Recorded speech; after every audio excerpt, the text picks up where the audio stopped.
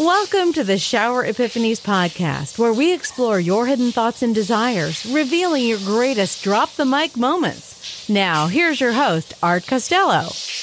Welcome to the Shower Epiphanies podcast. Today, I am honored to have Megan Fenyoe.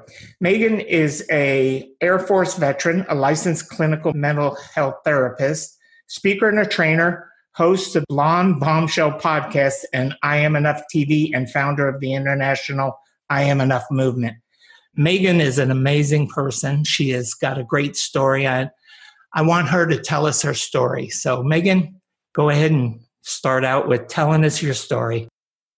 All right. Thank you so much for having me. I love being on podcasts with fellow veterans. So it's an honor to be on the show with you. So my story, has all of its ups and downs and struggles and craziness. I grew up in a very dysfunctional home, and I have a learning disability, actually an 8th grade reading level and an 8th grade math level. And my guidance counselor in high school told me and my parents that I should never go to college because I was never going to graduate. And at that moment, I think I had started, really creating that I'm not good enough mindset. But in that moment, just being in high school, that was kind of where I really started working on the process of dealing with maybe not being good enough, but also saying, watch what I'm going to do. And, school is very, very difficult for me. But here I am today. I have my master's. I'm a licensed mental health therapist, both in Michigan and California. Have been doing that for about 15 years.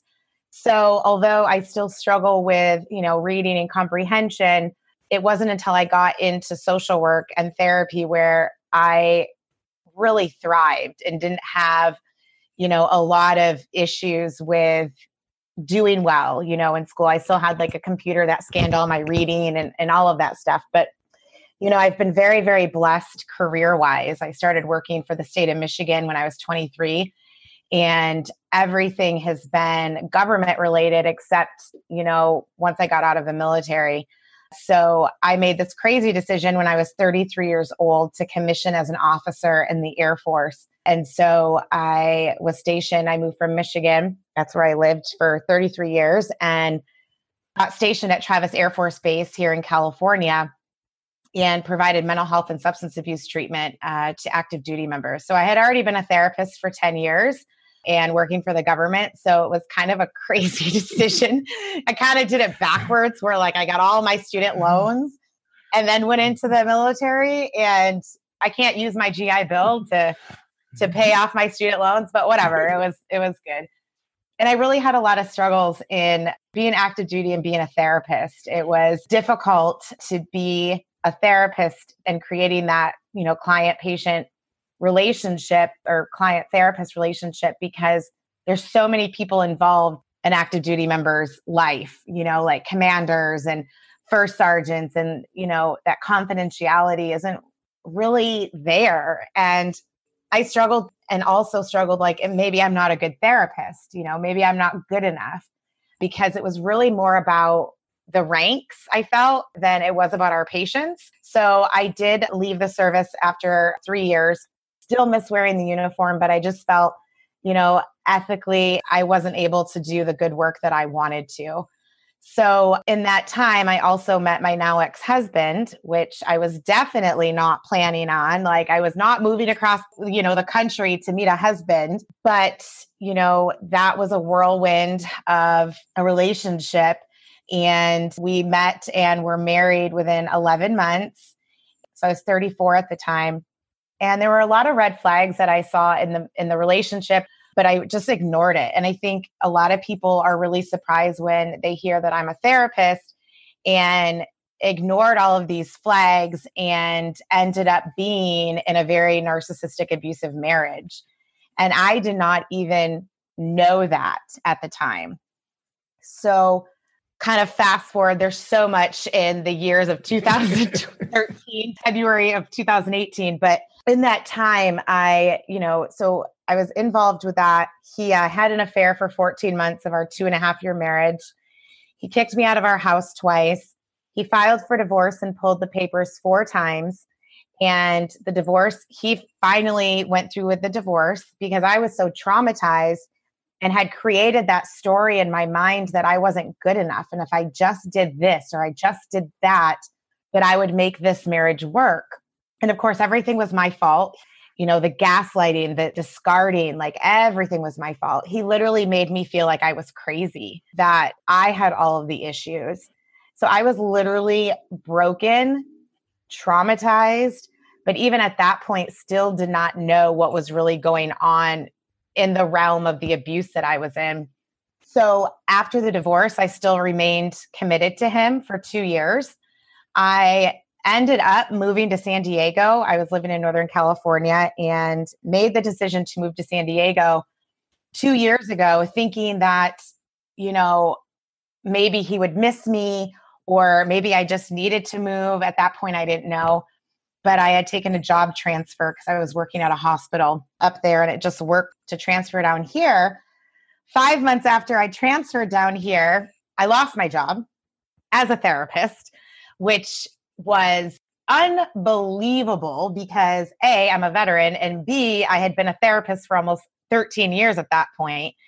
But I have to say that I was fired, not because of some crazy illegal thing, but I had done a Facebook Live on whole food nutrition and the power of healthy eating when it comes to our mindset and emotional and physical pain. And I did it in my office, but it was like a blank wall, and nowhere on my Facebook did it say I worked at this hospital, and they fired me. And I was still on probation, so whatever. But I lost my 6-figure income. You know, I was 39 at the time, had no idea what I was doing. And I was still talking to my ex-husband. 4 months later, so this is now February 2018, my ex-husband says, I'm coming down to San Diego because I have a job offer. I'm going to interview. And if I get it, I'm going to prove to you that I made the biggest mistake of my life. Now, mind you, he said that for 2 years after the divorce. You know, we would go on dates. I never went back to our home after the divorce. But he would come over, you know, he would cry. He cried the day that I moved to San Diego and begged me not to go, blah, blah, He's blah. a narcissist. Yeah. Oh, wait, it gets better. Let me tell you. So I remember when I picked him up and I said a prayer and I said, okay, Lord, if this is not meant to be, you need to show me. The divorce wasn't enough for me to leave. The affair wasn't enough. If you show me, I will follow you. Because at that point, I had gotten to the point where I was hiding from my friends that I was still talking to him. And it was like, he was like my drug. Like the minute he would discard me, I would get into this manic mode of like needing him in my life. Right. And I couldn't survive. Like he was my drug. And on the outside, I looked like I had it all together, but I was dying, even like living in San Diego and losing my job 4 months before that. And then February 15th of 2018, literally 24 hours after I prayed that prayer, I found out that he had actually moved in another girl, not the girl that he had an affair with, a month before our divorce was final, bought her a brand new vehicle, and she had been living in our house for 2 years, and I did not even know she existed. So he had 2 relationships going on, and I was just like, what? Like, it was like that Band-Aid. You know, because when the affair happened and the divorce, even though I'm a therapist, I should have gotten therapy, but I'm like, oh no, I'm good. I'm just going to open my private practice and work like 60 hours a week and work at the hospital and just put on this face. But, you know, for so many years, I was just living this mediocre life and wanting more in my life, but didn't know what that was. So February 15th, 2018, I said goodbye to him. It was not like nice. It was like very dramatic, but like walked away from him and actually started writing my best-selling book. And at that moment when I wrote, there's a chapter called Mr. N, which goes into more detail about my trauma and a lot more information about what narcissistic abuse is. It wasn't until I started writing that chapter did I realize that I was in a narcissistic abusive relationship. And that had been a total of, so he was in my life for 6 years. The marriage, and then after the marriage. So could I ask a question? Crazy. Yeah, of course. Was he a pilot by any chance? No. He was active duty, but he was not a pilot. I've just had some experience with a narcissistic pilot. So yeah. No, he was not a pilot. They have the Tom Cruise syndrome. Yes. They do. Yes, they do. But no, so everything. I mean, that Band-Aid was ripped off. And let me tell you, I had lost my job. He was out of my life. I literally was holding my life and my heart in my hands. And it was like quicksand. I was like, what am I going to do? And so I started writing the book. At that time, I could have gone back and gotten a full-time job and made a lot of money. But I also had this nudging feeling, A, which was to walk away from him, and B, to do something more with my life. So I took this crazy leap of faith. So it's been a year and a half, jumped into entrepreneurship. So I'm a contract therapist and work at like a chronic pain facility, like 14 hours a week. And then the rest of the time I'm a therapist and I do video therapy. So right in my house. And then I also, I'm a speaker at my show and my podcast and all of that. So I'm not making as much money as I did, but I'm happy. Like I have full control of my life. And once I walked away from him, I got back into my own therapy and really started doing my trauma work. I had done trauma work in my 20s, but had to dive deep again into all of this. And I think the biggest thing that I learned, so that's where the whole I'm not good enough mindset came by.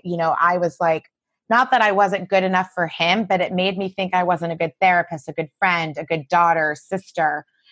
It encompassed every part of my life. And he never told me that I wasn't good enough, right? But I created that story in my head based on his actions and his behaviors. So the big thing for me in my trauma work was to release that trauma and to find closure. But the closure was not going to come from him, right? Narcissistic abuse, like you're not going to get that closure from him. So it was huge for me because what I had to do was find the closure of the person I became when I was with him. And the minute I found that realization and really turned inward, right? Inward on me and not looking to him to make it better, that is where everything changed. And it's been a crazy journey. In the last year and a half, became a best-selling author, speak all over the country, podcast show, my movement. It's just been incredible, most traumatic time, but also most incredible because I finally can say that I am good enough and I know what that means. And I still struggle sometimes, because I'm still human. Like there'll be a day where I feel like that I'm not good enough, but it doesn't affect every part of me, right? And it's just a quick thought and then it leaves my mind. So that's kind of my story in a nutshell. Financial struggles, had to file for bankruptcy, all of that stuff. But yeah, that's it. The need to have closure in any given situation is sheer human nature. And when it comes to romantic relationships, this desire skyrockets. Has your previously failed relationship left you in immense pain? It's not uncommon for people to shy away from a new relationship after their first one fails miserably. The fear of the unknown makes them hide in a shell to prevent any future heartbreak. Relatable? Despite wanting to love and be loved, you can't take the plunge if your mind and heart are still locked somewhere in the past. Maybe you aren't aware of the power of releasing the past, or perhaps you don't know how to do it. Art Costello in his online course teaches the art of moving on from bad places to happier, more stable ones. This course can change your life for good, helping you beat all kinds of negativity on the road to eternal bliss. Sign up now before the gloominess gets the better of you at expectationacademy.com. It's quite a journey, and I want to add some things to it because the audience can't see you. And, I know I deal with a lot of my clients that are women who don't feel they're good enough because they're not pretty enough and all of that. Well, you definitely don't fit that mold. I mean, you're blue-eyed blonde that is very, very attractive. I would have never, ever thought that you've been in practice 15 years. You don't look as old as you are. Thank you. And that narcissism and not feeling good enough. Narcissists actually actively seek out people who don't feel that they're good enough because they feel that they can gain control and do that. We've done a lot of narcissism work on my show. I had Dr. Bindu Babu from New York, who has been in actually 2 narcissistic relationships. And she has had great insights, and have actually been some of my best shows that, as far as people watching. So, but I wanted to ask you something about when you were young and you were struggling and you were not feeling like you were enough. We tend to live up to that label that we are branded with as a child. We did some research with prisoners, and we found out some stunning information with prisoners that almost 89% of them, whether they were male, female, juvenile, or adult, were told as a child they were going to end up in jail. I mean, it's amazing how we live up to those labels that people. So when you were labeled, I'm not good enough by a school counselor. I mean, I went through the same struggles you did. I came from a very small town in upstate New York where my family was pretty much shunned because we didn't fit into the mold of everybody else. And I was told I'd never amount to a hill of beans. Do you think that you being told, I think we look at it through two lenses. Either we let it defeat us or we let it be our greatest challenge in our lives. Because I know I've worked hard all my life to prove them people back there that I am good enough and that I am capable and that I was not stupid and I was not all the things. I mean, it went as far as where I couldn't play any sports, and I'm very athletic. I played minor league baseball for the Dodger organization. Wow, nice. I've gone out of my way to prove. Do you think that affected you where you've gone out of your way to be better? And, sometimes it takes us a long cycle to get there. I mean, and my audience has heard this before. I just turned 72 and I've come full circle in understanding all of my childhood and all that. And it's taken a long time. And when I was 63 and lost my wife to cancer is when I really started doing the introspective work. And I'd been a counselor and all that stuff, but it just never clicked the way it did once I went through some traumatic, trying times. And I think sometimes the trying times really help us become, or is the catalyst for us to becoming stronger, bigger, better, and believing that we are enough. Mm-hmm. So, yeah, I think, to go back to something that you said first before I answer that question, when you had commented about what I look like and this and that, it just shows that so many of us, and I talk about not being good enough, whether it be career, relationships, health issues, right? Because every single one of us have or currently struggle with that thought. We've all thought that, right? And it just shows the narcissistic abuse. It's not one of those abuses that you have physical marks from, right? And you can go around and act like you have it all together and this and that, but still be dying inside. And I think that that's, really important to put out there, because I was that person.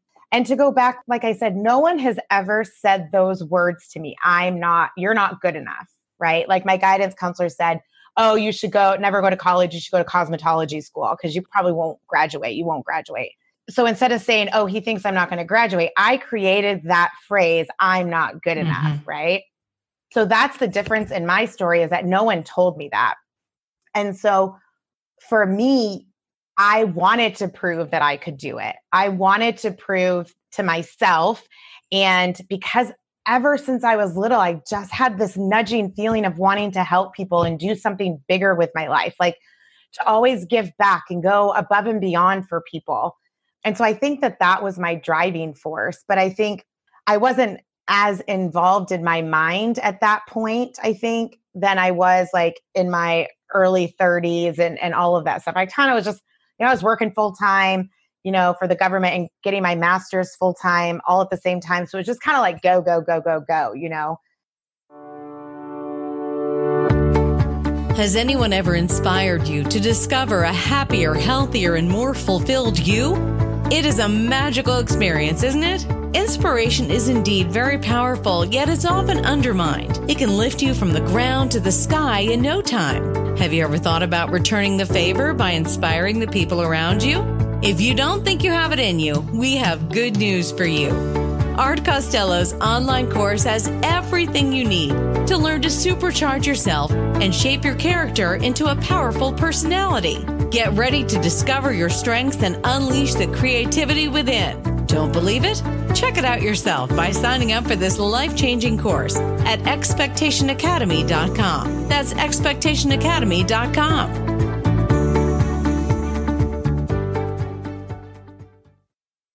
Do you think you've always had the expectation that you were good enough, though? Do you think that that was in your mind? That I wasn't good enough? No, that you were good enough. You know, my area of expertise is expectations, and I often identify in people that we look at our expectations through two lenses, either faith or fear. Mm-hmm. And there isn't any gray in between it. When it's in your mind and in your subconscious, it's either faith or fear. It either stops us or it starts us. I usually try to identify in somebody's subconscious or even their conscious mind the expectation that, you know, that they are good enough, that they are capable, because that's what I did when I was young. I mean, I can remember vividly saying to myself, I was going to use a cuss word, but I don't cuss. So I was going to, you know, tell these people, flip off, because, you know I'm good enough. I know what I'm capable of. And I didn't have the expectation in my head. I always had the expectation that I was going to be more than anyone ever dreamt. And yes, I think for me, I always had that. But I think, you know, the biggest part for me was the personal, intimate relationships that I would get in. Because a lot of my abandonment issues would surface, you know, my abandonment issues from childhood. And then when I would get in relationships. And so, yeah, for me, I've always had this motivation to do whatever I'm going to set forth, right? Like as I was a teenager, I was like, I'm going to live in California. I'm going to specifically live in San Diego. Here I am. That's what I've done. I'm like, I'm going to have something published. I didn't know it was going to be a book. But yes, everything that I do, that I want to do, I'm able to do. Not saying that it's easy, but that is different than the not being good enough, like in relationships, like in intimate relationships. Mm-hmm. But that thought, again, affected areas of my life, right? And so it's just really figuring out like, what is that message? And I talk a ton about the stories that we tell ourselves and cognitive restructuring and how do we change that thought, because 99.9% of the things that we tell ourselves are from us, right? Which shapes our behaviors, right? So if, you know, as you know, I was in this car accident 2 weeks ago and I've been in a ton of pain. And if I'm like, oh, this is never going to get better, like this is it, blah, blah, blah, my behavior would have been to stay in bed for the last 2 weeks, right? But I have to like reprogram that brain, even though I'm in immense pain, to say, no, this is just today, right? Like I don't know what's going to happen tomorrow. And so it's really diving deep to rediscover who you are. I talk a lot about that in my book, because anytime we go through something that's life-changing, whether it be a career, health, relationships, we have to go through that rediscovery process because we change. So that means our values and the things that we think about ourselves change. So it's really, really getting comfortable with yourself and unapologetically owning who you are and doing that difficult work. Yeah, you're a cognitive behavioral therapist. Oh, yes. And it shows. 100%. And it shows. 100%, yes. I am too, basically. So yeah. But, you know, I mean, I understand explicitly how and what your thinking process is on this. So, but can you tell us a little bit about your movement that you're doing with the I'm Good Enough? Because I really want people to hear that. Yes, which is definitely based on a CBT, cognitive behavioral skill pattern called grounding. So yes, so once the book came out, you know, I had to really learn to be comfortable with being vulnerable. And, you know, those authenticity and vulnerability and integrity, those are like my top values that I rediscovered when I was going through my trauma work. So I wanted to give back after the book, you know, because that was a huge thing for me to start telling my story all over the world and all of that. And so about 6 months ago, I was like, okay, what else can I do to give back? And I teach a lot about, with my patients and my coaching clients, visual coping skills, which is a CBT skill, and how this goes into the cognitive restructuring, retraining your brain. So I created these cards and it just says on the front, I am enough. And then on the back, it has the word because with 3 lines. And People can order these cards. They're absolutely free. And what I tell people is to write why they believe that they're enough, even if they can't think of anything, right? I'm enough because I got out of bed this morning, right? Like starting somewhere, and then read that card over and over and over again when you find yourself saying something negative to yourself. Because what happens is with visual coping skills, when we see something and reread it over and over again, it's going to distract our mind from the negative, right? And focus on what we're reading. So people can order these cards. You get 5 of them for free. I launched it 6 months ago, and cards have been sent to 25 states and 12 countries, meaning that I didn't just send them to people that I know. It means that people organically have heard about the movement and have gone to the website, have placed their order. I have people ordering them for kids, for their families, other therapists order them for their clients, schools. I mean, anything. I've got one lady that literally orders them and she gives them out to homeless people. And it's just a way to give back. You know, my passion and my purpose is to empower everyone to believe that they're enough. So it's pretty awesome. I was actually just yesterday, I was on one of the San Diego news stations. So I do a lot of news, TV, radio, sharing the movement. It just became a nonprofit last week. So I'm super, super excited about that. So yeah, it's just, you know, we have shirts and people will send me selfies of them holding the I Am Enough card. And then they get their own day on Instagram, you know, just showing the world and more importantly, themselves that they are enough. So it's really exciting. Yeah. And it's, you know, you can't place enough value on having people believe that they're enough, because just that simple belief that you're enough can do immense things in your life. Mm-hmm. You know, one of the things I do is I start to have my clients make their bed in the morning with the first thing that they do when they get up. Yeah. So if you can't find something to think you're good enough about, you can say, I am good enough because I made my bed first thing. I heard that when I was active duty. It was commencement speech that someone... University of Texas. Yes. And it was an admiral, right? That said that. And so I use it all the time too with my patients. It's so funny. I heard it way, way, way before that. You did? Okay. Yeah. You know, well, in the Marine Corps, I mean, because we had all kinds of different people come into the Marine Corps in boot camp. A lot of guys don't know how to make a bed and don't know how to make it tight. You know, I can tell you this as a truth. I have made my bed every single day since July 21st, 1965. Yeah. The day that I went to boot camp at Parris Island, South Carolina. It gives you a feeling of accomplishment the first thing in the morning, but it builds discipline. It builds this discipline in you that I cannot get up out of a bed and not make it. Right. It can present a problem when you're married and your wife's still in the bed. But you know, I mean, my late wife used to think that I was OCD because I had to get up out of the minute I get up out of the bed, it's got to be made. But there's a lot of benefits to it. So, you know, I encourage people to start that behavior. Don't know which direction you want your life to take? Are you sinking deep down into the pit of uncertainties day by day? So, what's the secret to leading a happy, satisfied life? It's taking matters into your own hands. But what if the matters in question are a total blur? Art Costello's Expectation Academy course aims to tell you exactly how you can get some clarity in your life. This course can be your savior on your journey to reinventing yourself. While you certainly can't plan your whole future ahead, you can definitely control twists and turns your life takes. So what are you waiting for? Sign up for this course now at expectationacademy.com. Get a chance to broaden your horizons and add meaning to your life. That's expectationacademy.com. You have 5 steps to your program. Can you briefly tell us about them? You don't even have to do it briefly.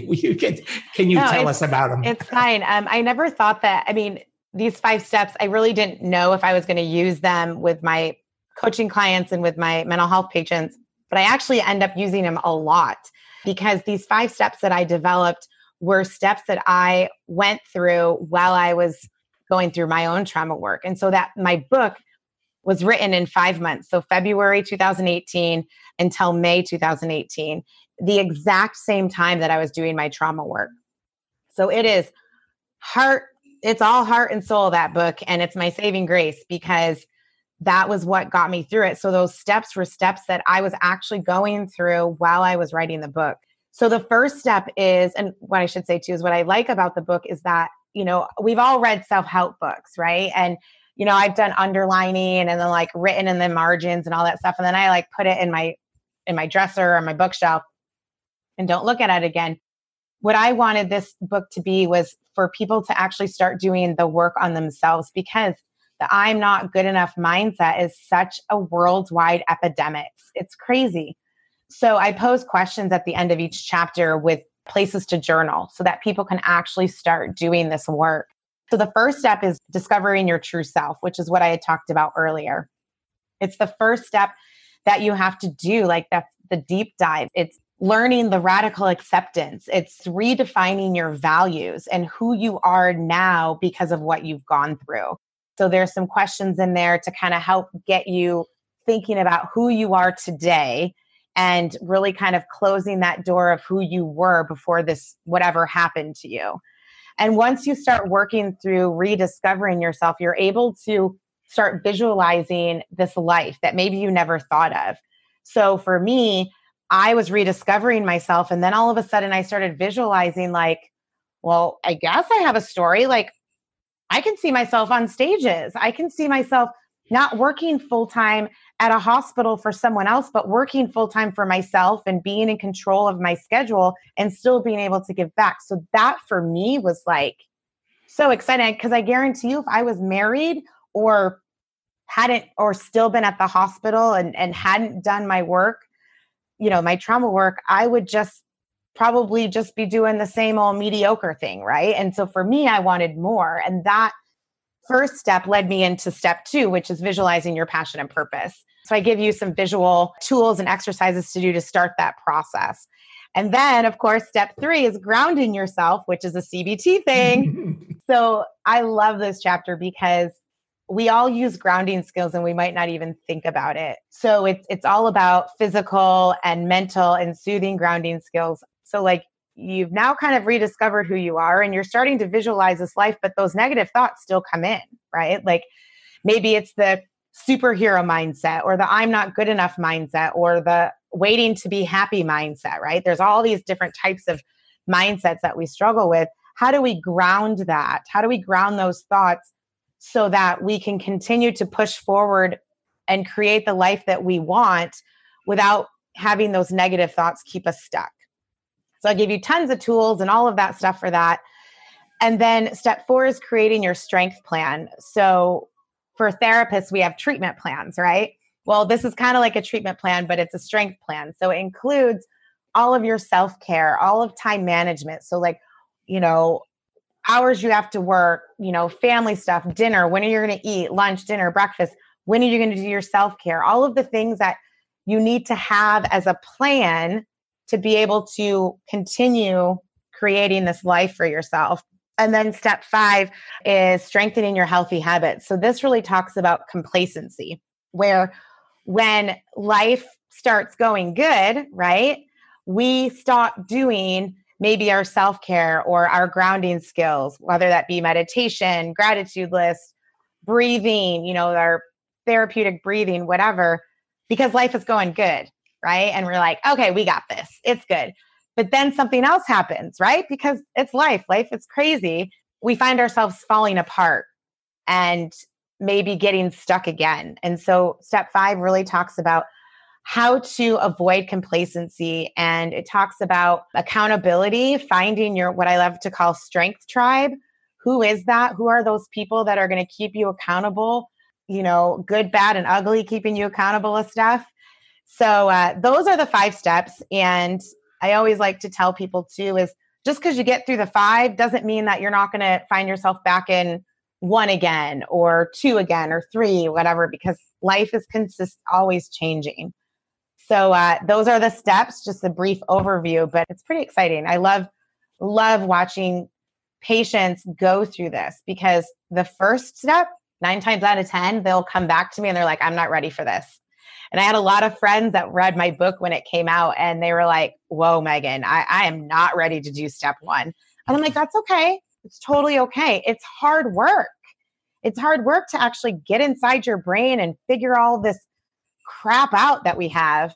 But when people do take that first step, I mean, the transformations that I have seen have just been phenomenal, and it's so exciting. Yeah. You know as well as I do that we have a lot of clients, patients, whatever you want to call them, come to us and say, I want you to fix me. Mm-hmm. What I love about what you're doing is you're making them do the work to fix themselves. And that is so important, because, you know, one of my big identifying things with people that I work with is I ask the question, do you expect me to fix you, or do you expect you to fix you? Mm-hmm. Because if they tell me they expect me to fix them, I tell them they can't. You know, the only person that can ever fix you is yourself. Yep. Because you're you. Mm-hmm. And our experiences are so different. Let me ask you this question. What role do you think expectations play in any of your... I like this question. I've never been asked this question, actually. I love it when I get new questions. Well, my expertise is in expectations. Yeah. So I think, you know, expectations from others keep us stuck a lot, you know, because I think it was funny that you had just said the part where, you know, you are encouraging others to do their own work, right? Because the word that came up for me was codependency, right? Because I think as therapists, we struggle with that sometimes. Like, are we being too codependent? Like, are we helping them too much? And so I think that codependency part also falls in with expectations from others, right? So if we're trying to live up to everyone else's expectations, we are falling short of taking care of us first, right? Yeah. So I really think expectations from others can keep us stuck or really in that negative mindset. Expectations from ourselves, I think for me, and I see it both ways, because I have clients that have great expectations. They don't know how to get to that point, right? But I know for me, my expectations for myself are motivating for me, right? So, that's because you've learned to manage your expectations. Exactly. Yes. And that's what I teach. I teach people how to manage their expectations, because, as I said before, we see them in 2 lenses, either faith or fear. It either stops us or starts us. Mm-hmm. You know, and everything stops or starts with an expectation. I always challenge people, tell me one thing you do that is not based on an expectation. We do not take any moves or make any moves without expecting. And I don't care if it's breathing, because what I do with people who say, I don't have expectations, I'll tell them, take your right hand and put it over your nose, take your left hand and put it over your mouth and clamp down. Mm-hmm. They say, I can't do that. And I say, why? Well, I can't breathe. You have an expectation to breathe. It's as basic as that. And when people learn how to manage them, it really, really makes a huge difference in their lives. And I happen to agree with you. Don't live to your expectations, not to the expectations. You give all your power away as a human being when you live to the expectations of other people. You will never find happiness. Mm-hmm. Exactly right. Yes. There's my speech. Yay. I love it. I love it. I love it. So we're heading towards our last 5 or 10 minutes together. And I hate to say that that's true, but we are, because I really enjoy our conversation. I think know. It's really good. But I want to give people the opportunity to hear any of your last thoughts, and then where they can get a hold of you, what you have coming up, what you're doing. Yeah. And then we'll close it out. Okay. Well, but I'm going to have you back. Yes, I would love to. I want to do this again. Yes, I'm just starting. I mean, it's like in the early stages, my second book. So it's very early. I don't have a date of when I want it written. You know, now that the movement's isn't the nonprofit, that's really where my focus is. But, you know, for anyone that's interested in reaching out to me, that's what I love. That is why I do what I do.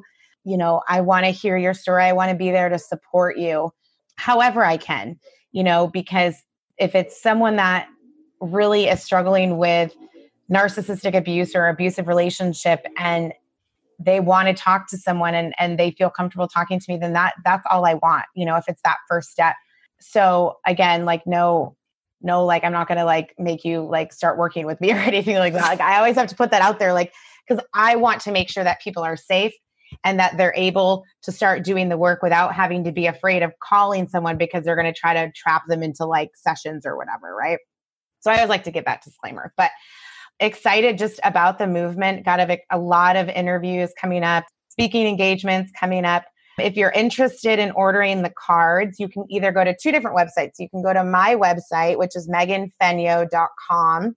On there, you can order the cards. I also have a ton of free downloads on there, the 5-step checklist, which is kind of like a summary of the steps and some grounding skills and all kinds of different stuff that are absolutely free and some video trainings.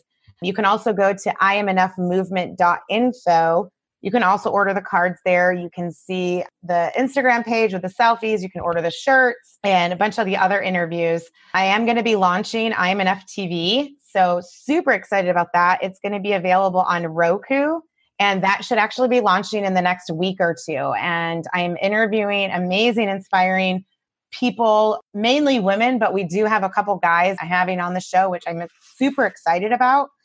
Just talking about, what it means for them to be enough and sharing how they move from their struggles into their strength. So super excited about that. Yeah. And I'm kind of known as the I Am Enough girl. I walk around San Diego with my microphone and my shirt and interview people about what it means for them to be enough, complete strangers. So you can see those on the website too. It's kind of cool because that for me took some strength there because that was very, very difficult to walk up to random strangers. But it was really cool to see the outcome of what people have been saying. So, well, that's great that you could overcome that, because that's a fear. I mean, that's a fear of talking to people. So, yeah.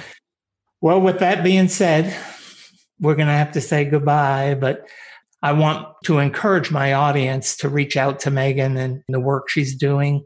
And if you're feeling like you really can identify with what she said, I want you to most definitely reach out and touch her. She's got a great heart. She's got a great smile. She's got beautiful blue eyes. So now all the guys will be calling you. So anyway, she is a super person and she really has your best interest at heart. Thank you so much. No, you're welcome. Everybody knows where they can get a hold of me. expectationtherapy.com, and I will let Heather White take us out of here. Thanks for listening to the show. Drop us your comments and questions with what you want answered on the show. You can subscribe on iTunes and Binge Network. You can also get more information on the website, expectationtherapy.com.